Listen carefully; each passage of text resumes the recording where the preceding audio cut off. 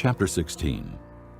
Korah, son of Izhar, the son of Kohath, the son of Levi, and certain Reubenites, Dathan and Abiram, sons of Eliab, and On, son of Peleth, became insolent and rose up against Moses. With them were 250 Israelite men, well-known community leaders who had been appointed members of the council. They came as a group to oppose Moses and Aaron, and said to them, "You have gone too far. The whole community is holy, every one of them, and the Lord is with them. Why then do you set yourselves above the Lord's assembly?" When Moses heard this, he fell face down. Then he said to Korah and all his followers, "In the morning, the Lord will show who belongs to him and who is holy, and he will have that person come near him. The man he chooses, he will cause to come near him. You, Korah, and all your followers are to do this. Take censers, and tomorrow put fire and incense in them before the Lord. The man the Lord chooses will be the one who is holy. You Levites have gone too far." Moses also said to Korah, "Now listen, you Levites. Isn't it enough for you that the God of Israel has separated you from the rest of the Israelite community and brought you near himself to do the work at the Lord's tabernacle and to stand before the community and minister to them? He has brought you and all your fellow Levites near himself, but now you are trying to get the priesthood too. It is against the Lord that you and all your followers have banded together. Who is Aaron that you should grumble against him?"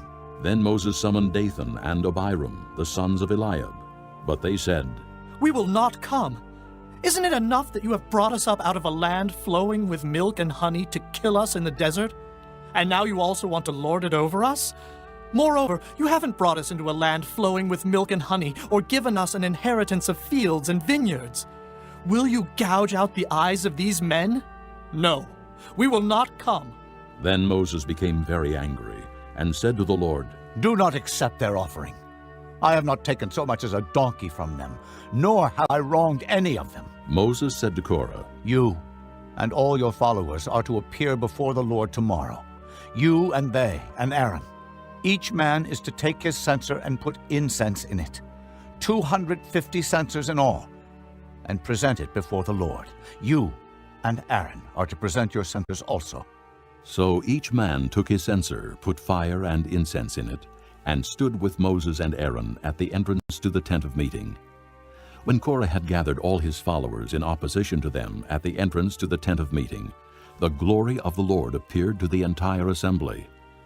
The Lord said to Moses and Aaron, "Separate yourselves from this assembly, so I can put an end to them at once." But Moses and Aaron fell face down and cried out, "O God, God of the spirits of all mankind, will you be angry with the entire assembly when only one man sins?" Then the Lord said to Moses, "Say to the assembly, move away from the tents of Korah, Dathan, and Abiram."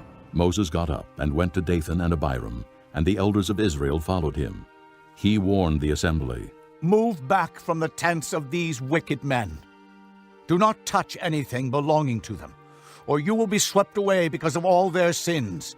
So they moved away from the tents of Korah, Dathan, and Abiram. Dathan and Abiram had come out and were standing with their wives, children, and little ones at the entrances to their tents.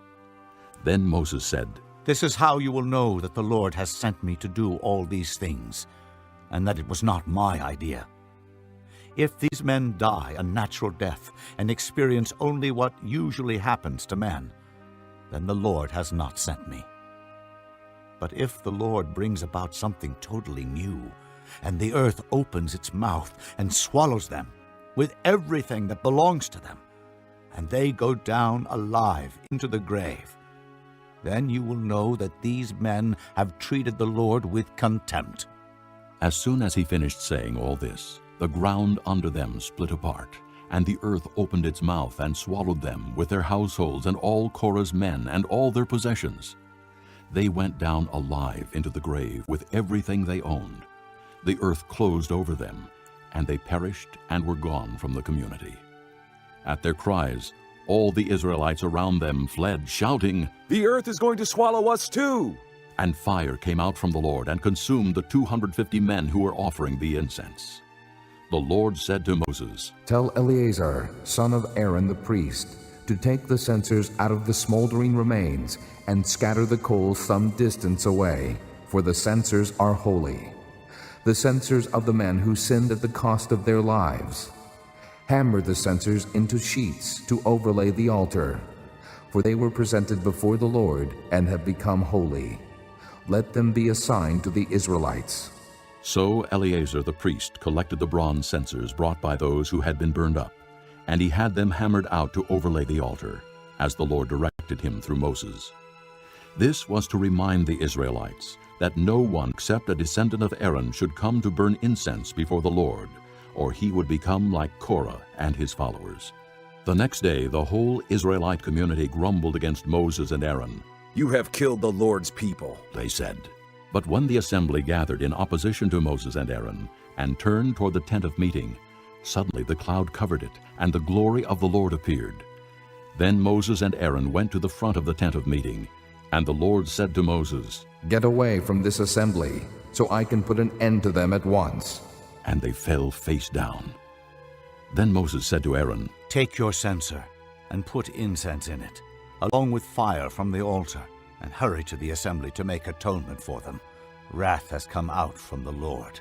The plague has started.